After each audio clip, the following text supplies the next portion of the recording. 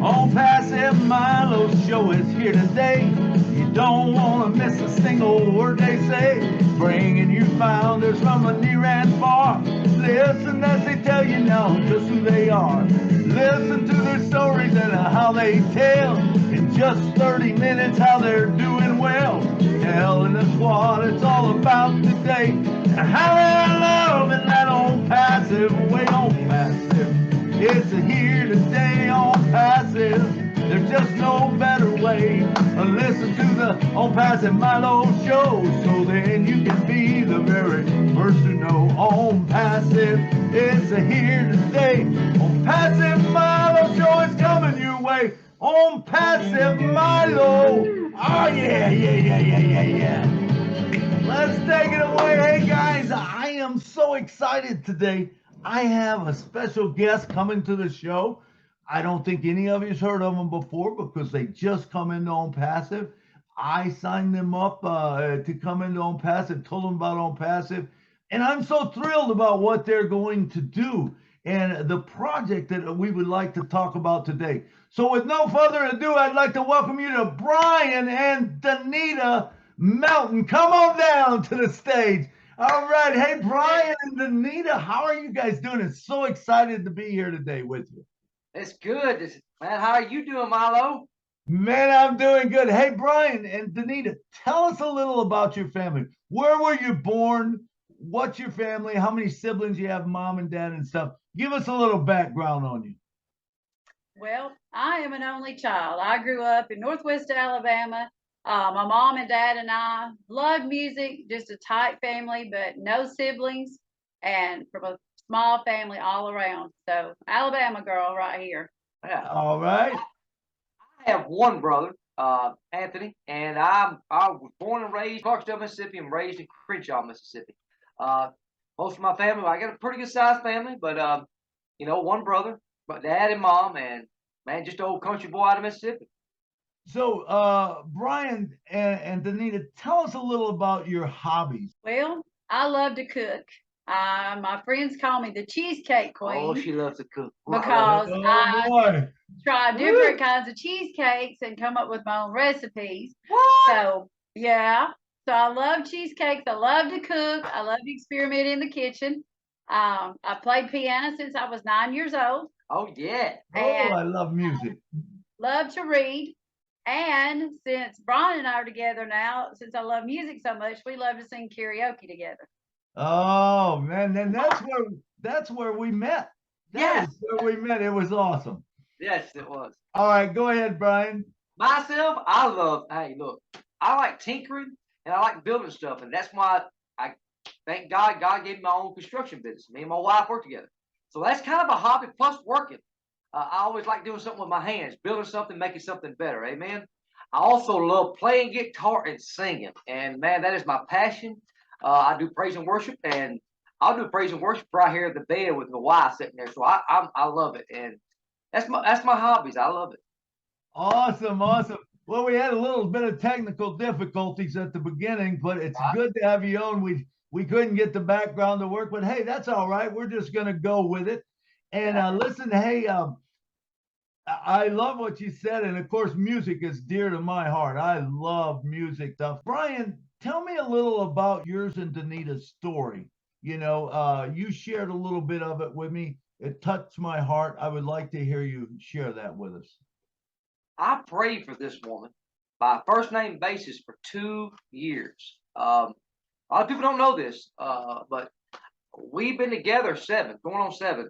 But we've prayed for each other 2 of those 7. We've been married almost 5 years now, and but this is my soulmate, my best friend, my lover, my confidant, my everything, and I couldn't make this life without her. And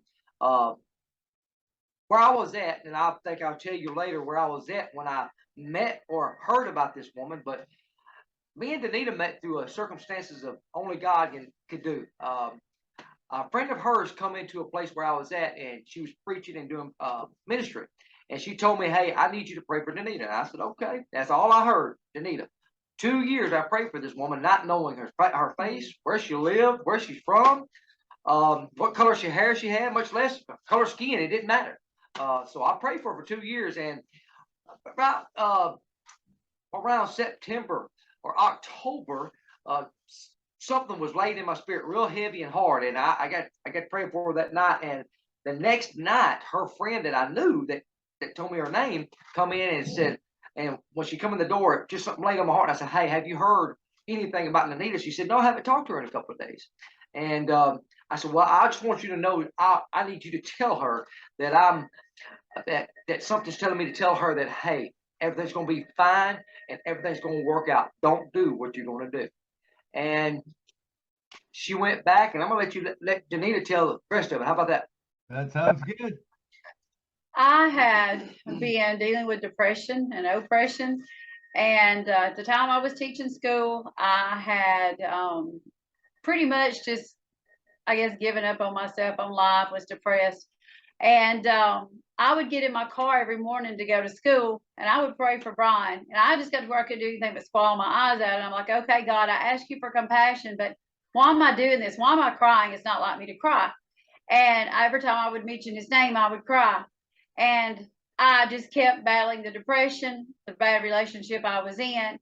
And the night that he couldn't sleep, that he stayed awake all night, I had tried to commit suicide. I thought the only way out of that relationship was to commit suicide, but I just couldn't do it. Some reason I just couldn't bring myself to do it. And the night that I tried to commit suicide was the night he couldn't sleep, that he stayed on his face all night praying for me. And my friend didn't know that I was that bad, depressed, or that bad oppressed. And she told me that Bryan asked me to Bryan told her to tell me that everything's going to be okay. Don't do what you're thinking about doing. Nobody knew that. I talked to no one. No one knew that. And that's what the kind of a kindred spirit and a connection we have with each other without ever even seeing each other or getting to talk to each other. Wow. Amazing. So Bryan, go back and tell us a little more of your story. 2000, let's go back to 2005 or whatever. Okay, August 24th. August 24th this year, I walked out of doing 16 years day for day in prison. I went for parole 3 times. They denied. She was with me for 5, almost 6 years of that, and she knew everything about it. But the whole thing is, when I got put in prison, it was a open and closed case is what they call it. But I was drug induced. I got saved in 2000, started serving, doing what I do right now in 2013. November 1st, 2013 is when I guess you would call awakening. And my eyes were open, and I stopped doing drugs, stopped drinking, stopped cussing, stopped doing any of that. And I've been sober ever since. Okay, going on almost 10 years. And but before that, I grew up in an alcoholic home. My dad beat us kids, beat my mom. My dad was in a bad way, but now my dad's good. You know, he's older. He lives in an apartment, and me and him get along just fine. But back then, it was a rough go. I quit school in the 7th grade, went to work on a farm, and I would sneak money into my mom. I was 12 years old. Sneak money into my mom's house, to my mom, and so we'd get groceries. I remember eating water biscuits and gravy many a time for breakfast, dinner, and supper. I remember living in a schoolhouse, and we having to go out at 5, 6 o'clock in the morning and we lived in a school bus, rather. So lived in a school bus and get firewood and tote it in. And matter of fact, I lost my finger, if y'all can see, when I was 5 years old, the tip of it, by chopping wood. But anyway, that's a whole nother story anyway. But over the years, I grew up a country boy, just being a rough, tough guy, you know, and I learned now that the rough, tough ones can cry, the rough, tough ones can love, and the rough, tough ones can also reach out to other people and try to help other people besides being rough, tough, and selfish. And I think it was my main goal main thing was I was selfish. But make a long story short, over the years, I was taught drugs, alcohol, thievery, lying, conniving, all that through my kinfolks. And not, I won't say all kinfolks, but some kinfolks, but most of my dad. And I ended up in prison doing 16 years over a crime that I didn't commit. Though I don't remember all of it, I remember bits and pieces of what happened that night. But I've done the 16 years, and I felt myself that I've done 16 years standing on my own 2 feet. I didn't ask nobody for nothing. I made my own way in prison, and I'm not saying that, hey, I'm tough and this. My ego is my family disowned me for 5 or 6 years. So 5 or 6 years, I didn't receive a letter, a phone call, or anything while I was in prison. And a lot of people didn't even know I was in prison for the first 5 years. And then, but anyway, making a long story short again, I'm trying not to prolong this, but I got out August 24th. And since that time, Milo, since that time, I've done praise and worship for 10 years in prison ministry. I talk to guys on the phone right now. I can just pull up the phone right now. They come from different work releases, different camps, level 4s, level 5 maxes. I've been all over it. They call me. These people that God through me has been saved or been touched in some kind of way that I've helped, and they call me now mentorship. So I mentor people through prison. I mentor people out on the street. I got a guy right now that goes up and feeds the dogs while I'm out of town. And that's a guy that I met when I walked out of prison, done a praise and worship show at my house, my welcome home party, and a bunch of community people that's never met me but knew my wife come up there to see. And we done praise and worship. And man, this guy come up there and he said, man, I need to talk to you. You've been where I've been. And I've been mentoring him ever since. He comes up to the house, feeds the dogs. I talk to him on the phone and encourage him and strengthen him. His wife's come back to his life, and man, he's doing good. That's my passion as well. But since I've been out less than 2 months, God has given me my own company. I got to meet Milo for the love of baby Jesus. You know what I mean? I'm on an interview on ONPASSIVE. I mean, come on. And then I've got a beautiful wife I can snuggle up and love to every night. And that, my friend, after 10 years of being sobriety, I'm telling you, no matter where you've been, where you're going, you can get better. And things do get better. Bryan, this is an awesome story of hope. This is an awesome story that people can relate to, that there is hope. And you've done it. You've did it. You'll be able to show other people. I love the story. I love the story. I love what you're doing with it, and it's not that you're trying to, change everything about them. All you're doing is you're giving them a hope that this can happen. And so, I'm going to have you on the ONPASSIVE Milo show on Saturday. And we're going to talk about that, how we can fund a project for you that can keep you out and show, get you to these places, and people who can relate to it, or maybe they have someone that they think might need help that you would be able to mentor and because absolutely, man. Yeah. It's easy when you're there, when you can go, and it's easier for someone to listen to you because you've been there. You know what they're going through. Exactly. That is the key. So, Bryan, we talked, first we met at a karaoke thing. I remember you coming off. I said, man, I love you're singing. And you said good, and you went back, and then you went back up with Donita the next time. I said, man, dude, I like it. And then, things just went from there. We met each other, and we kind of clicked because I feel like that, hey, this is a project that I want to work on, that I would love to.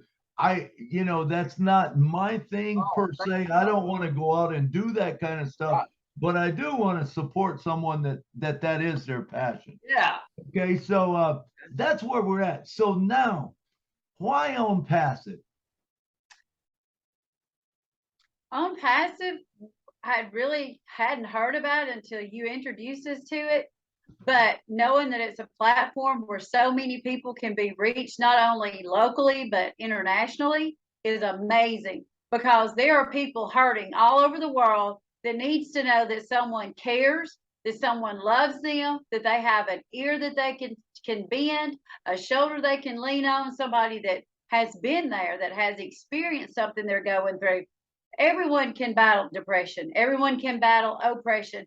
There's lots of women, there's lots of children, mothers, grandmothers, sons, daddies, uncles that have had or has someone in prison, whether it be their mom, their dad.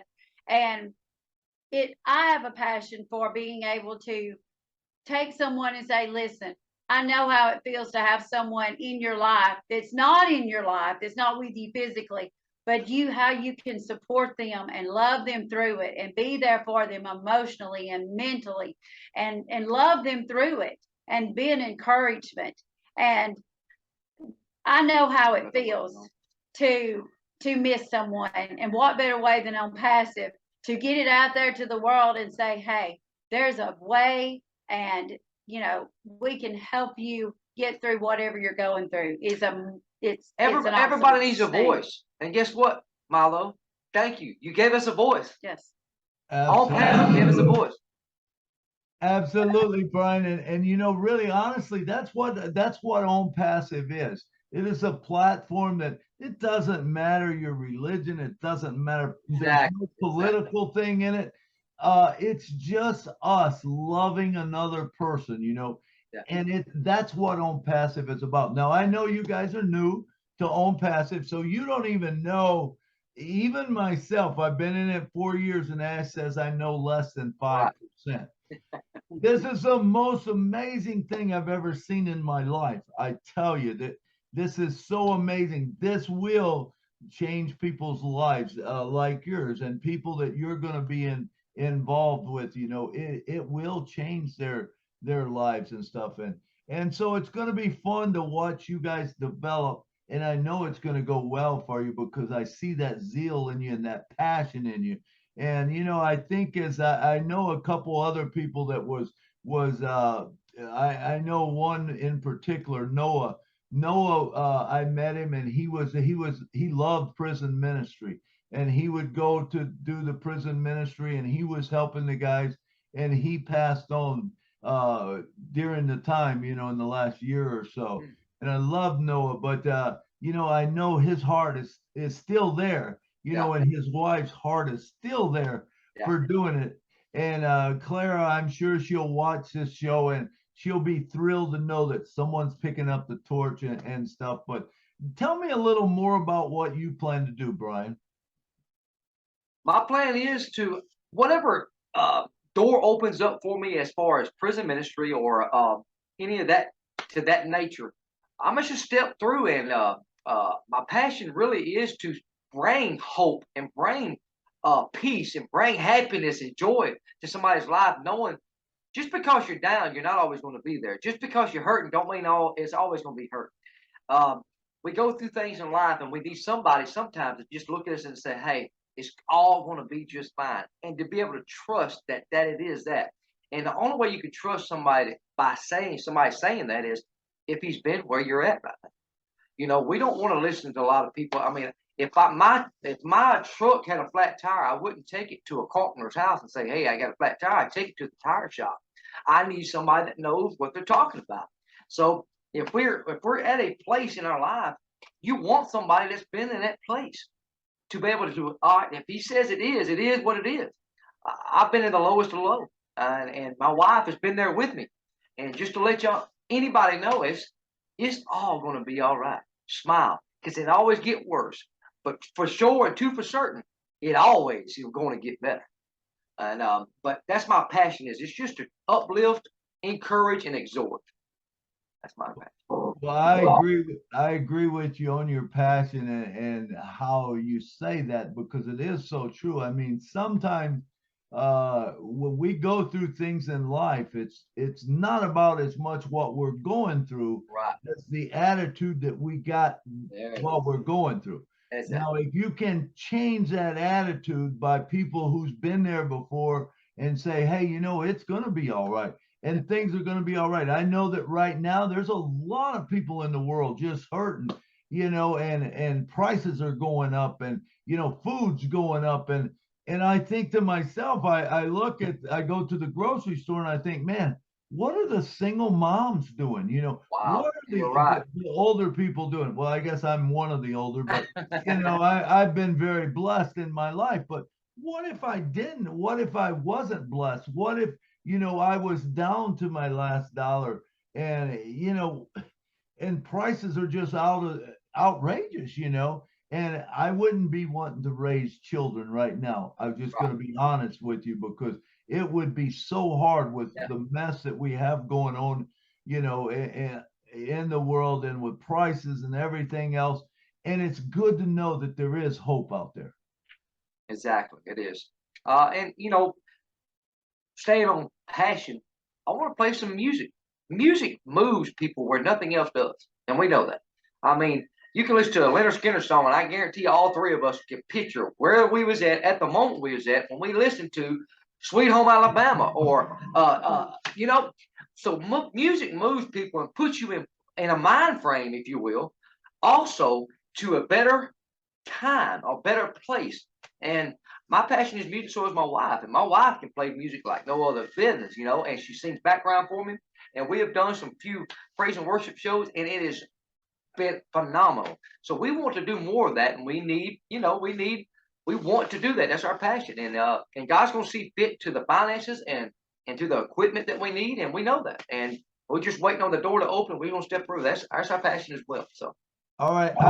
I don't think I've told you this, Bryan. I don't believe, but I could have. But one thing that ONPASSIVE is going to do, and I love music too, and I think that songwriters, will write a song, and some of them are the best songs, and they don't even get heard. yeah, And because there's not a platform for that to happen, and all of a sudden you want to get discouraged and say, man, what's the use in writing a song? right. What happens if no one writes songs? The music dies. Exactly. And Music we dies. don't want that. So ONPASSIVE has a thing called OConnect. And one of my projects is to help music people and singers, songwriters, and entertainers. Because with this OConnect, which is like a Zoom we've got right here. Now, I only pay like, I think, $26 a month because I can have 100 people on it. That's all, 100 people. Now, imagine if you were Garth Brooks. Let's just take Garth Brooks. And Garth Brooks wanted to do a singing to the world. Okay. He can put millions of people to listen to that show. Yeah. If not a billion, because he's known all over the world. So all of a sudden, not only is it in the United States, but it's in Ireland, wow. It's in Germany, it's in India, it's 212 countries in the world. Do you realize that he now has a platform, and you do too? You have a platform where you can go out there and you can do a 24-hour show if you want to, or 24 hours every day. It doesn't matter. There is no limit. There's no limit to the amount of people that come on. I mean, this is an incredible opportunity for that is awesome. Yeah, that's awesome. I'm ready. Yeah. And not only that, let me tell you something else. So what happens if you have songs and you want to share your songs to the world? You put them onto a website and you make it a digital content. And as long as you own that music, no one can tell you what to do with it. You can sell that music if you want to. People could go in, they could click $1 and do it. But what if you don't need the money? You're all set. How cool would it be just to give it to people so that it can bless their lives? Exactly. It blesses their lives. But remember, what happens is because of AI, everything is targeted traffic in AI. It brings it into your funnel. And now people join under ONPASSIVE, and you're getting commission for it. It's a wonderful thing. I mean, I know that, Mr. Ashmafarov said, I might not be able to change the world, but I can change somebody's world. That's right. Now let's expand that out to Mr. Bryan right now. Your world was changed because you met me. Okay. So I helped you understand this ONPASSIVE. Now you go out and you spread the word to other people, right? And so you're going to change lives. So ONPASSIVE will change the world. Right. One person at a time. It started with Ashmafarov. Is that a beautiful concept or what? The more you give away, the more you get back. It's incredible. That's right. That's right. Yeah, I like to tell the story about an orange tree. How many oranges can an orange create? You know, and the I don't truth know of how it, many oranges can. well, it's an infinite amount, because as you think about it, you know, if you cut an orange open, maybe there's 20 seeds, 24 seeds in it. Does that mean it'll make 20 oranges or 24 oranges? No, maybe trees, right? Make trees. So as it grows the trees, now we got a whole bunch more oranges, and we start Wow. developing orange orchards underneath There us. you go. Do you see how this works and this plays out with Yes, ONPASSIVE? sir. Yep. It's going to change the world. It's going to change your world. It's going to change my world. Amen. Yeah. So anyway, Bryan, it was so good talking to you and Donita. Good talking to you too, Milo. Hey, Thank listen, give me we're getting close to the time. Give me about 2 minutes from each of you in closing what you want to say. And Okay. I know, like I said, I know you're brand new to ONPASSIVE. You just started a day or two ago, and you're just starting to learn about it and stuff. But give me a couple minutes, Donita. You first. I'm excited to be able to explore and see what other people have to say and offer on Passive. And I'm excited to be able to share what we have with everyone on Passive, and to see what doors open up and how everyone can become just one big family and help the world, change the world. Yeah. One person at a time. Exactly. One person at a Beautiful. time. Beautiful, Donita. Yeah. And you, Bryan?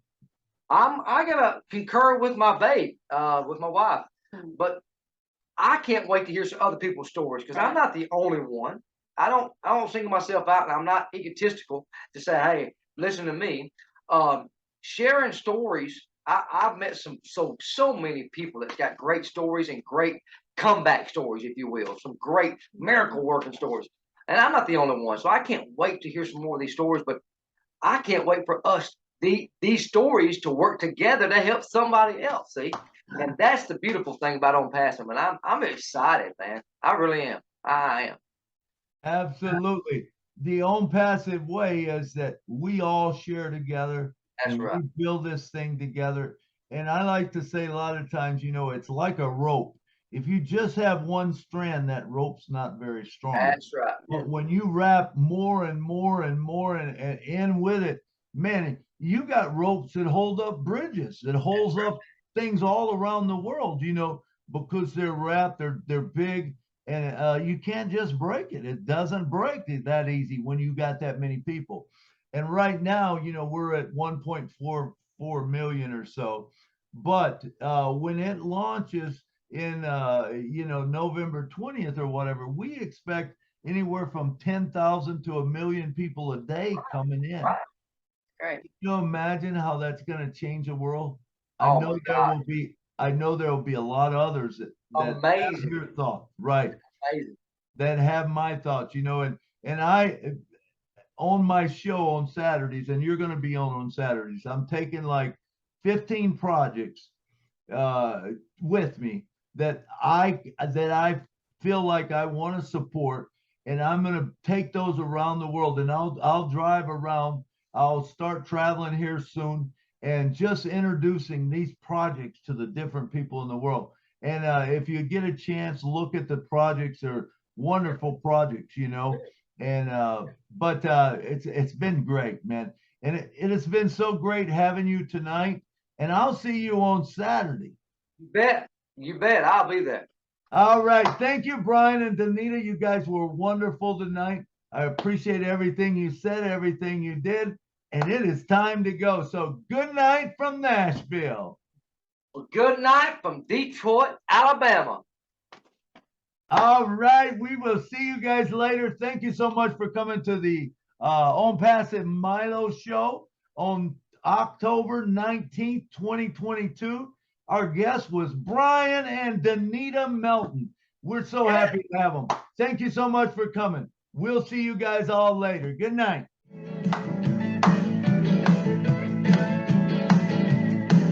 ONPASSIVE Milo show is here today. You don't want to miss a single word they say. Bringing you founders from a near and far. Listen as they tell you now just who they are. Listen to their stories and how they tell. Enjoy just 30 minutes, how they're doing well, telling us what it's all about today, and how they're loving that ONPASSIVE way. ONPASSIVE, it's here today. ONPASSIVE, there's just no better way. Listen to the ONPASSIVE Milo show, so then you can be the very first to know. ONPASSIVE, it's here today. ONPASSIVE Milo show is coming your way. ONPASSIVE Milo. Oh yeah, yeah, yeah, yeah, yeah, yeah. Let's take